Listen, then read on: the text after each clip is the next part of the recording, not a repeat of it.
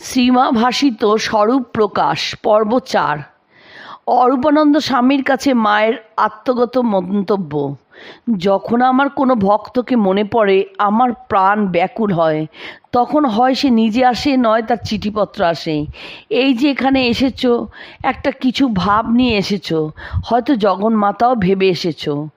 মায়ের নিজের স্বরূপ তার নিজের জনে পড়ে কি না অরূপানন্দ স্বামীর এই প্রশ্নের উত্তরে মা বলছেন, হ্যাঁ, একবার মনে পড়ে। তখন ভাবি এ কী করছি। আবার এইসব বাড়িঘর ছেলেপিলে হাত চিৎ করে সামনে সব দেখিয়ে মনে আসে ও ভুলে যাই। মা স্বয়ং জগদম্বা হয়ে সাধারণ নারীর মতো সংসার করছেন, এটা কি মায়া? অরূপানন্দ স্বামীর এই প্রশ্নে মার উত্তর, মায়া বই কি? মায়া না হলে আমার এ দশা কেন? আমি বৈকুণ্ঠে নারায়ণের পাশে লক্ষ্মী হয়ে থাকতুম। সঙ্গে সঙ্গে আত্মগোপন করে ভগবান নরলীলা করতে ভালোবাসেন কি না? শ্রীকৃষ্ণ গোয়ালার ছেলে ছিলেন, রাম দশরথের বেটা। মায়ের ভাইজি নলিনী দিদি কিছুতেই স্বামীর সঙ্গে শ্বশুরবাড়ি যেতে না চাওয়া প্রসঙ্গে অরূপানন্দ স্বামীকে মা বলছেন, ওর পিসির সিসি মায়ের বাতাস লেগেছে বাবা, তাই যেতে চায় না। অরূপানন্দ স্বামীকে মা নিজের স্বরূপের ইঙ্গিত দিচ্ছেন। বলরামবাবু বলতেন, ক্ষমা রূপা তপস্বিনী।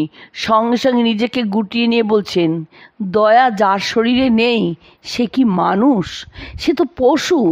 আমি কখনো কখনো দয়ায় আত্মহারা হয়ে যাই, ভুলে যাই যে আমি কে। নিজের স্বরূপ সম্বন্ধে মায়ের স্বগতোক্তি, দেহ একটি, দেহি একটি, দেহি সব শরীর জুড়ে রয়েছেন, তাই পায়ে ব্যথা। যদি এখানে হাঁটু থেকে মন তুলে নিই তাহলে আর বেদনা নেই। স্বামী অরূপানন্দ মায়ের কাছে সাংসারিক আসক্তির বন্ধনকে ঠাকুরের প্রতি আকর্ষণে মোড় ফিরিয়ে দেবার প্রার্থনা জানানোয় মার উত্তর, আহা তাই তো, আচ্ছা ঠাকুরের কাছে বলবো।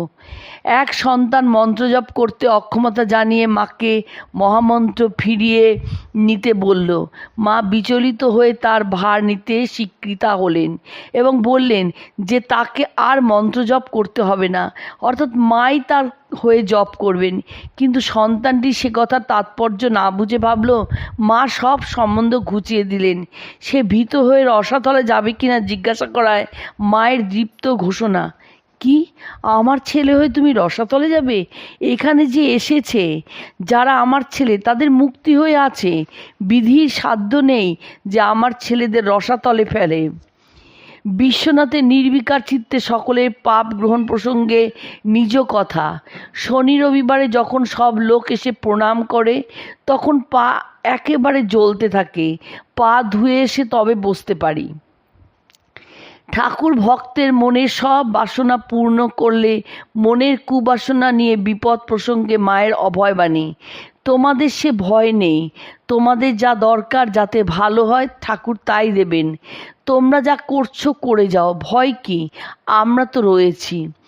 মায়ের কৃপাপ্রাপ্ত জনৈক স্ত্রী ভক্তের হাতে এক দুরারোগ্য ঘা মা ঠাকুরের চরণামৃত লাগিয়ে সারিয়ে দেওয়ায় ভক্তটি মাকে বলে যে দেহের ব্যাধি সারানোর জন্য মায়ের কাছে সে আসেনি, মা যেন এভাবে তাকে ফাঁকি না দেন।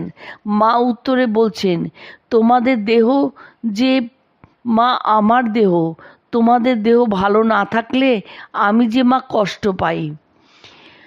গৌরাঙ্গ মহাপ্রভু নাকি অবতার নন, এ কথা সত্য কিনা জনৈক স্ত্রীভক্ত মাকে প্রশ্ন করলে মা বলছেন, তা তারা বলতে পারে, কারণ দেহধারী একজন মানুষকে অবতার বলে ধরে নেওয়া সহজ নয়। এক কথায় সকলেই যদি অবতার বলে ধরে নিতে পারত তবে আর তাকে মার খেয়ে প্রেম বিলাতে হতো না। অবতার পুরুষকে সকলে কি ধরতে পারে? দুই একজন চিনতে পারে মাত্র। তারা জীব উদ্ধারের জন্য কত যাতনা নাই সহ্য করেন। ঠাকুরের গলা দিয়ে রক্ত বের হতো, তবুও কথার বিরাম নেই, কিসে জীবের মঙ্গল হয়?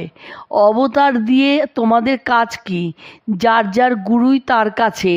অবতারের চেয়ে অনেক বড় জিনিস এই মনে করে বসে থাকো।